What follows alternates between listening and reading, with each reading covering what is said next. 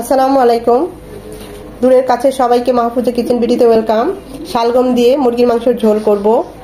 খুবই ভালো হয় খেতে এবং খুবই সিম্পল, অল্প মশলা, ঘরে যা মশলা থাকে আমরা সেই মশলাই ব্যবহার করব।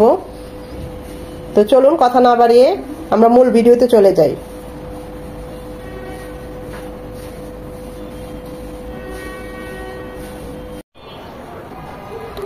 শালগম দিয়ে চিকেনের ঝোল করব। এখানে আমি নিয়েছি দুটো হাড় মুরগি। এখন যে যেটা বলে লাল মুরগি, লেয়ার মুরগি বা হাড় মুরগি, যে যেটা বলে, আমি 8 পিস করে রেগুলার পিস করে কেটে নিয়েছি। খুব ভালোভাবে ধুয়ে পানি ছড়িয়ে নিয়েছি। এখানে হাফ চামচ হলুদ গুঁড়ো, হাফ চামচ হচ্ছে কম লবণ, আর হাফ চামচ মরিচ গুঁড়ো, এগুলো দিয়ে মাখিয়ে নেব। খুব ভালোভাবে হাত দিয়ে মাখিয়ে নেব। খুব ভালোভাবে মাখিয়ে নিয়েছি। এগুলো রেস্টে রাখার কোনো দরকার নাই, আমি এগুলো ভাজতে চলে যাব। চিকেনগুলো ভাজার জন্য সয়াবিন তেল দিয়ে দিচ্ছি 3-4 চামচ। হালকা করে ভেজে নেব, খুব বেশি তেলও দরকার হবে না।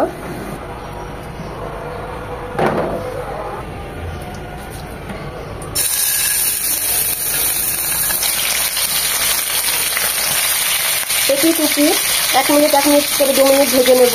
সাথে সাথে উল্টাবো না, বেশি ভাজলে হার্ড হয়ে যাবে, খেতে ভালো লাগবে না, জুসিনেসটা থাকবে না। জাস্ট মুরগির কাঁচা একটা ফ্লেভার যেন না থাকে, ওই অনুযায়ী আমরা ভেজে নেব চিকেনগুলো।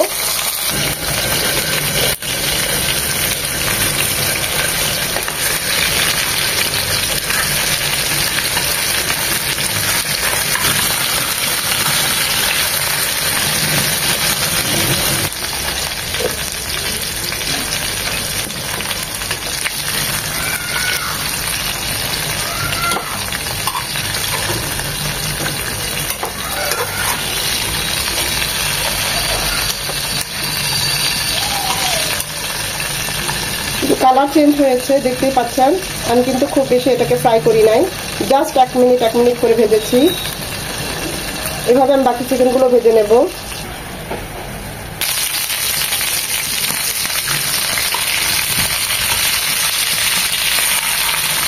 এই পর্যায়ে চুলার হিট একদম হাই হিটে রাখবেন এই 2 মিনিট, তা না হলে চিকেন থেকে পানি ছেড়ে দিবে।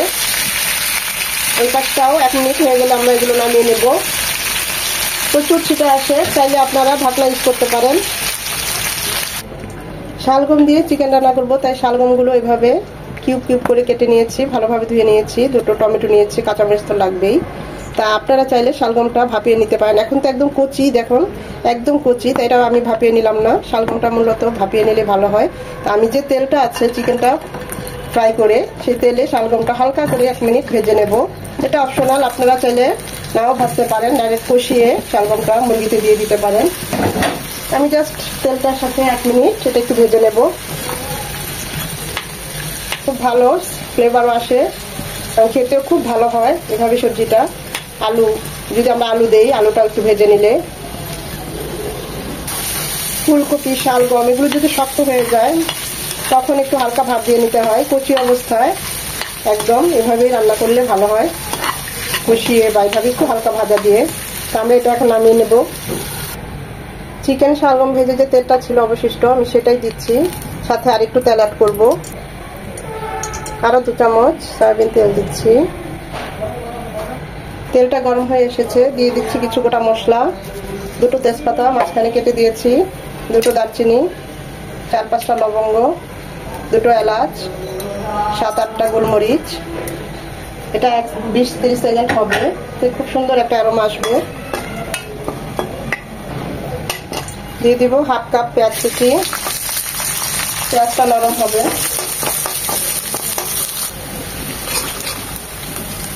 1 চামচ আদা, 1 চামচ রসুন, এখানে 2 চামচ আদা রসুন বাটা। আদাটাকে 1 মিনিট ভেজে নেব যেন আদার ঝাঁঝালো গন্ধটা চলে যায়। আদাটাকে 1 মিনিট ভাজার পর এখানে 1 চামচ, সব 1 চামচ করে আছে, শুধু হাফ চামচ গরম মশলা গুঁড়ো নিয়েছি, কারণ আমি গোটা গরম মশলাও দিয়েছি। 1 চামচ ভাজা জিরে গুঁড়ো, 1 চামচ মরিচ গুঁড়ো ঝালের জন্য, ঝালটা যে যেমন খান বাড়িয়ে কমিয়ে নিতে পারেন। এগুলো একটু পানি দিয়ে গুলিয়ে দেব।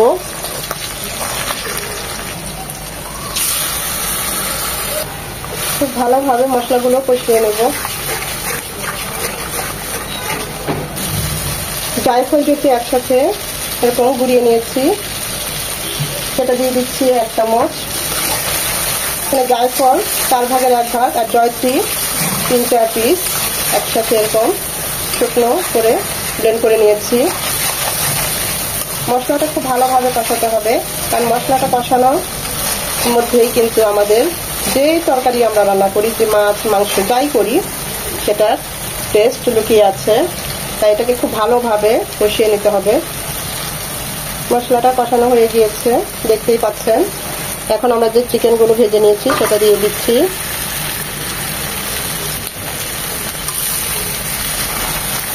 মশলার সাথে 2-3 মিনিট এভাবে নেড়ে চেড়ে চিকেনগুলোকে কষিয়ে নেব।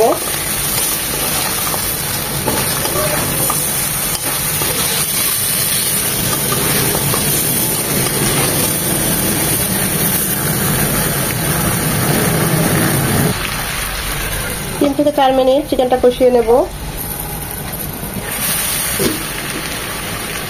এখন দিয়ে দিব শালগম। এখানে আপনারা আলুও দিতে পারেন, সেটাও খুব ভালো যায়। এখন তো বাজারে সব নতুন সবজি, যারা আলুটাকে অ্যাভয়েড করেন তারা শালগম দিয়ে এভাবে চিকেনটা রান্না করে দেখবেন, অসাধারণ হয়। আপনাদের কাছে রিকোয়েস্ট থাকবে এভাবে শালগম দিয়ে চিকেনটা রান্না করবেন, খুবই ভালো হয়। শালগমের সাথে চিকেনটা 2 মিনিট কষিয়ে নেব।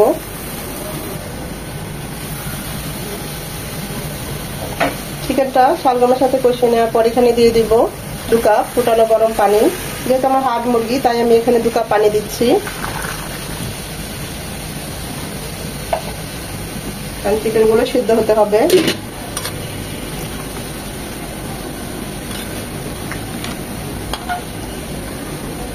আমরা যে চিকেনগুলো কষিয়েছি এবং শালগমগুলো, এখানে আমাদের 30% চিকেন কুক হয়ে গিয়েছে।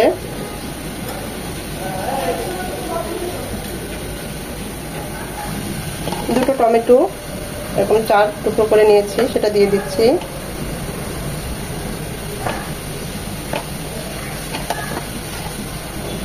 ফ্লেভারের জন্য দিয়ে দিচ্ছি 3টে আস্ত কাঁচামরিচ।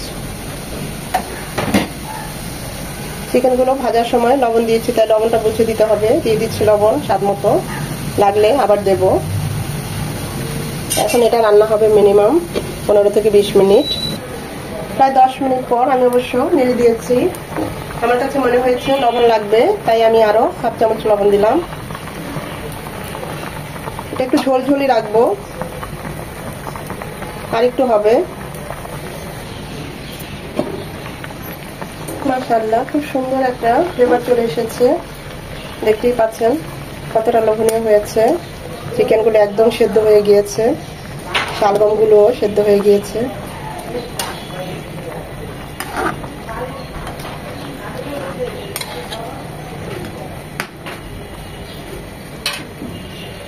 এখন আর ঢাকবো না, এরকম আর 2 মিনিট কুক করেই আমরা নামিয়ে নেব। একটু ঝোলঝোলি থাকবে এটা।